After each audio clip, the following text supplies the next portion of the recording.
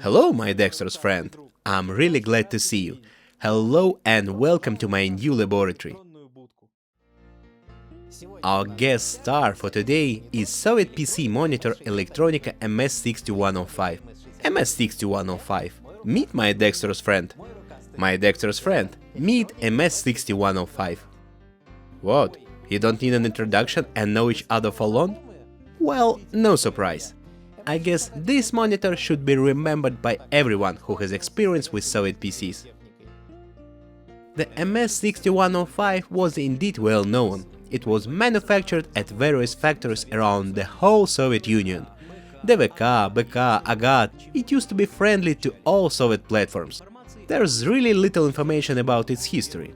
The first mentions were found in docs for 1984 regarding work on Electronica 85. It wasn't even named back then. I should mention that MS6105 is not exclusively Soviet development and was expired by DEC VR201. Apparently, there was a catastrophic lack of time for the project, and various parts of the future system were delegated out to various factors and structures of Ministry of Electronic Industry. This one came to me through third parties. Judging by the logo, its birthplace was Ketyon factory in Kiev. According to my unverified guesses, it was used in one learning center of Leningrad city. This is so-called people's version for home computers like BK. Here, instead of industrial socket, we have coaxial input. However, it doesn't make much difference. It was declared as working, but the guy who gave it to me said the monitor is cursed, and he couldn't make it to show a normal picture. Well, I'm an adult and I don't believe in such things. By the way, I already have some ideas about the reason of such behavior. As they used to say, each problem has its first and second name. Let's try it.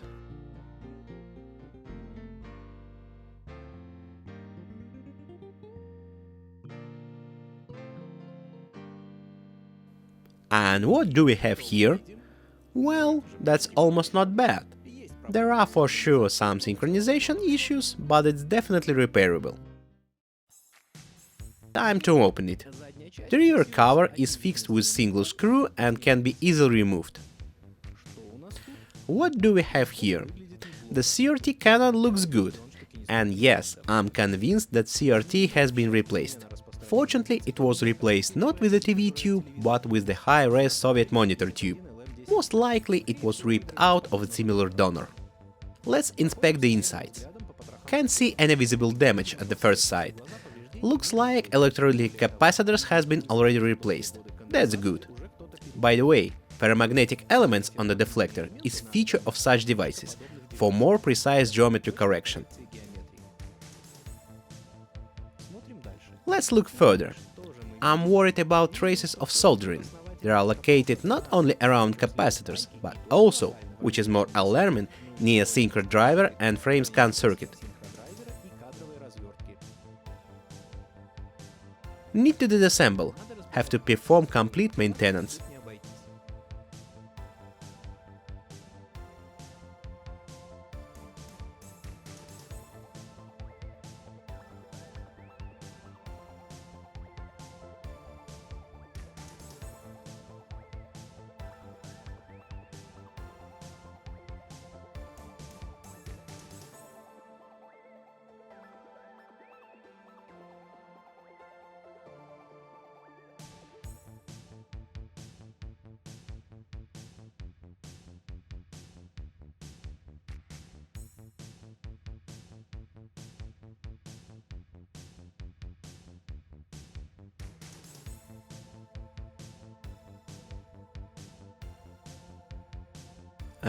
Do you see what I see?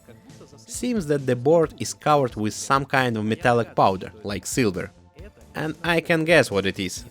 There is phosphor from the broken CRT, and as we know, it contains aluminum. This conductive dust could easily make you believe in curse.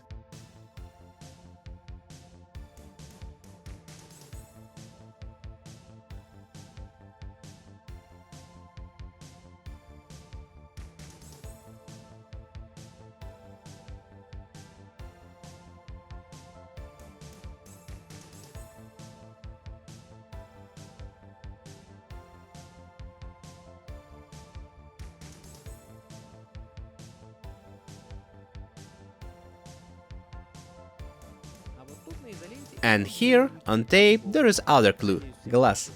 Case closed, the CRT was broken. All that remains is to carefully clean it up. This nasty stuff can get anywhere and short any track.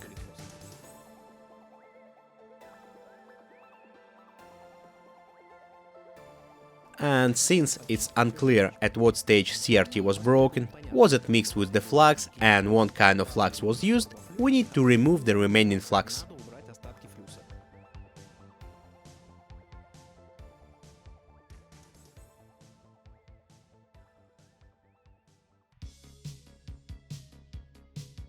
Another problem. Apparently several capacitors cracked when CRT exploded.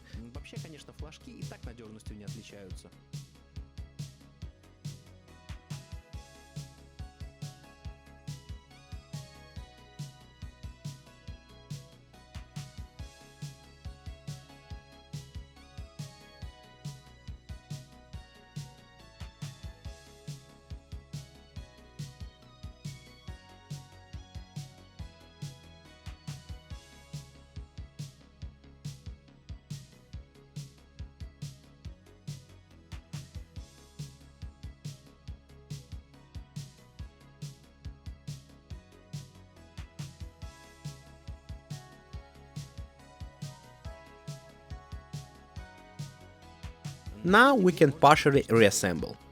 Let's solder power lines back.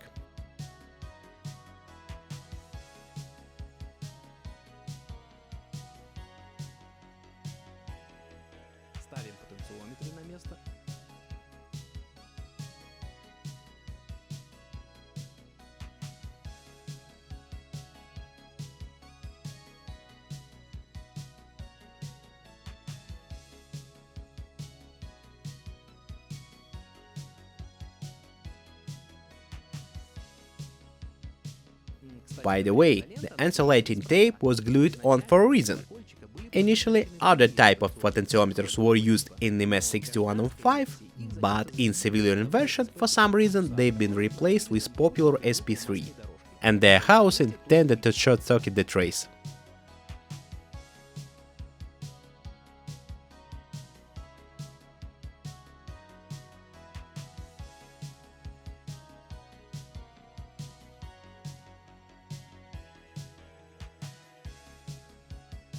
During assembly, I noticed that magnetic rings of CRT were tightly rusted, so I had to remove the deflection.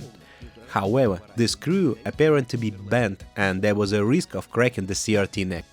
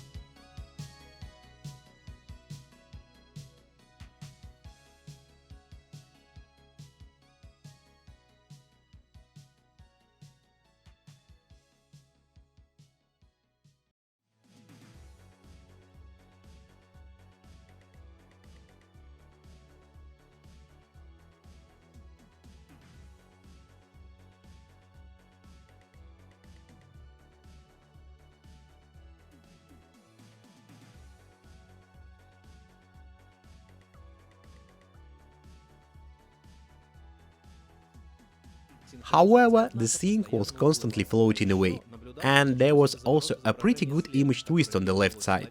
I was only able to catch it on photo due to floating zinc.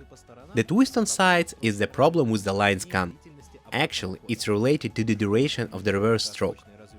The duration of the flag-back pulse depends on the inductance of the deflection coils and the capacity on the hot collector. There was another problem with the line scan. The screw of the ballast coil cracked, and the core was wandering by itself. After aligning hot capacity, lines almost stabilized, and then problems with the frame scan became noticeable. This is obviously a foreign resistor. In the schematics, it's marked as an adjustable. Apparently, they tried to match the frame scan, but not successfully. So let's put a trimmer instead.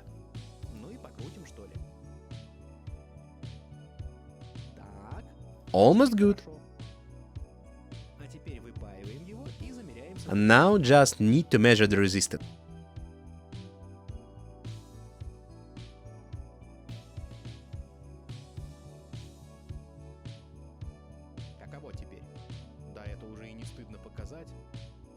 However, it still floated from time to time, and sometimes the picture began to dance. The fault was in the trimmers that had become unusable. Let's unsolder and replace.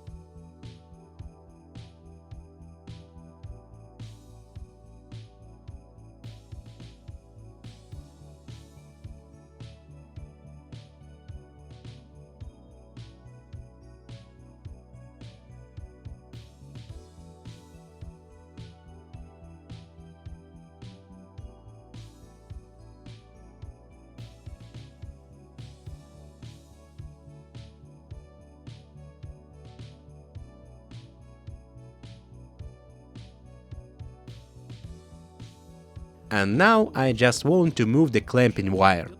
It goes directly to the deflection, which is not convenient.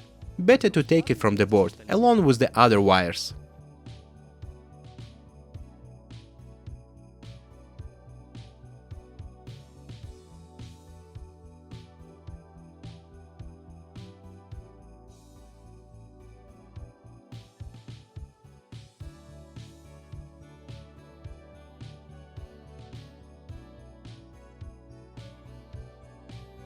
And ta-dam!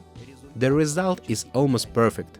Only knowledge and experience can cure any curse. And now what? Now let's use it how it's intended to be. Let's take the original Soviet keyboard,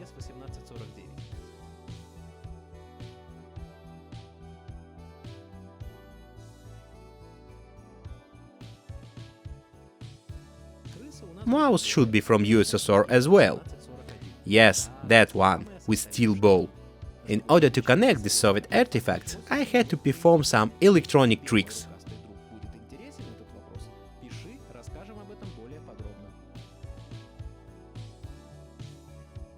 And now, fasten your seat belts. Our time machine is going to a place where trees are big, grass is green, and the father is young.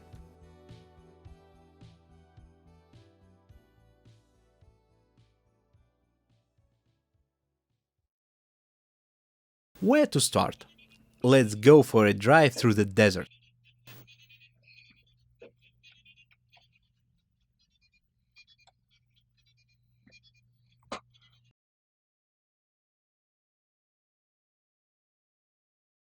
We need to prepare the truck for off-roading and hit the road.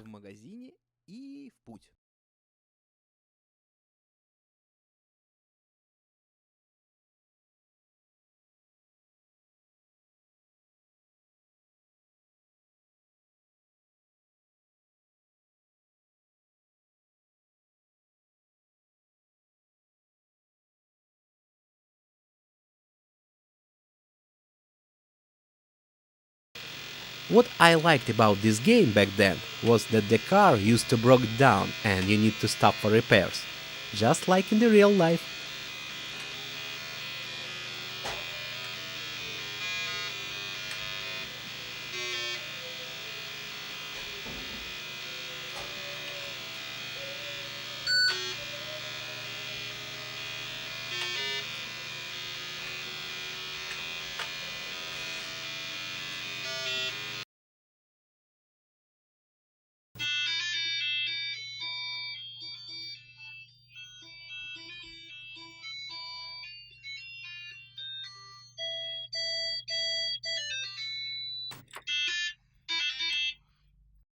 No need to introduce the Arkanoid.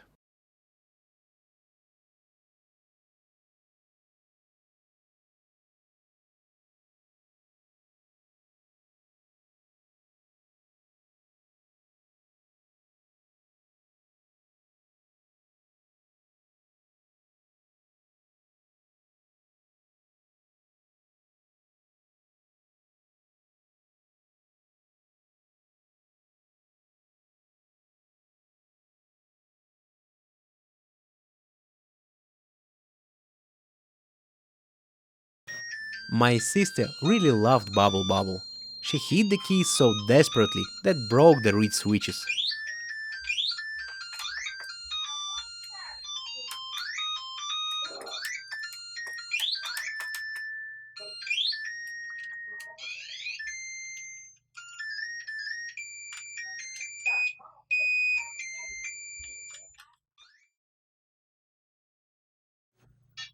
Alley Cat, perhaps my favorite game. I don't know why, there is something in it.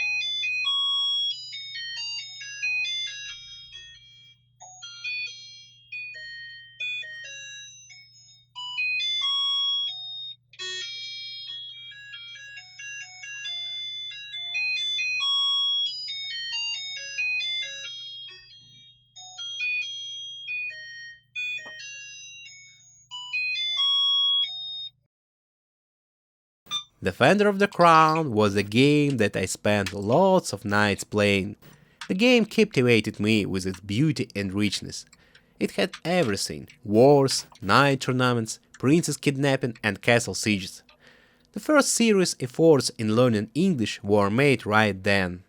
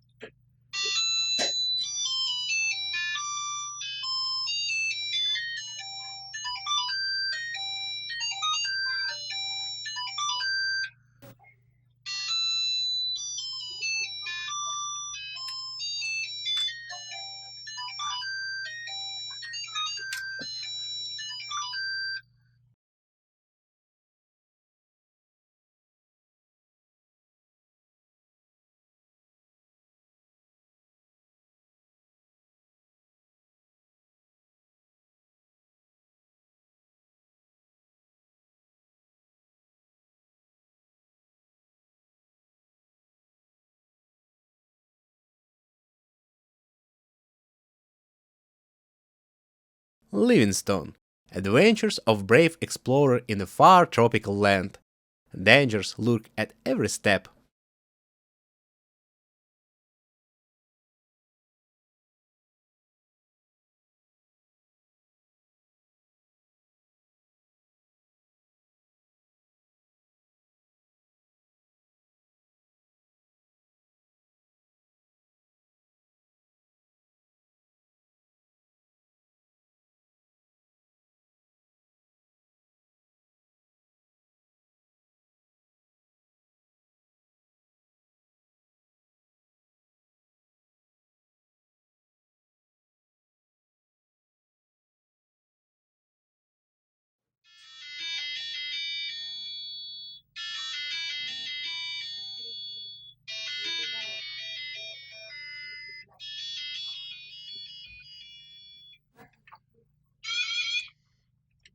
Battle Zone. The game is as simple as alarm clock, but even then it could do that your 3D.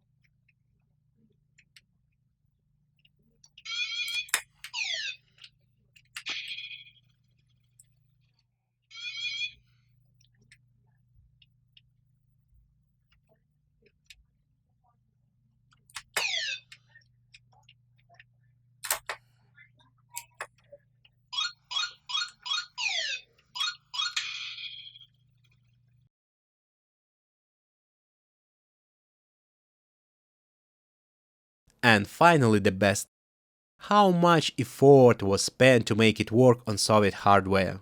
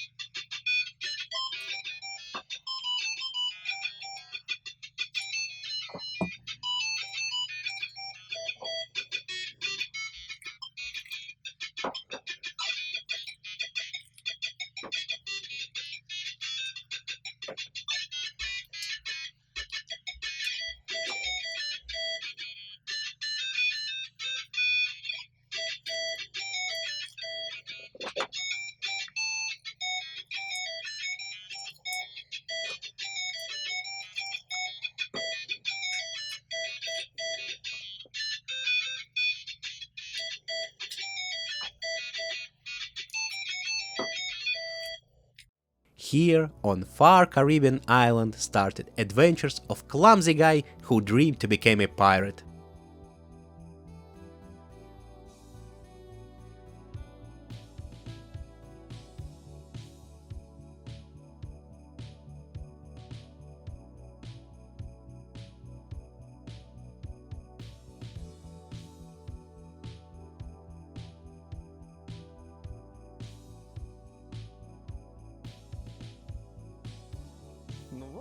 That's all, folks. Today we restored another artifact of Soviet civilization. Like and subscribe, and please share this video. If you found this interesting, please consider subscribe on Patreon. There you can find all the schematics and notes about all my projects.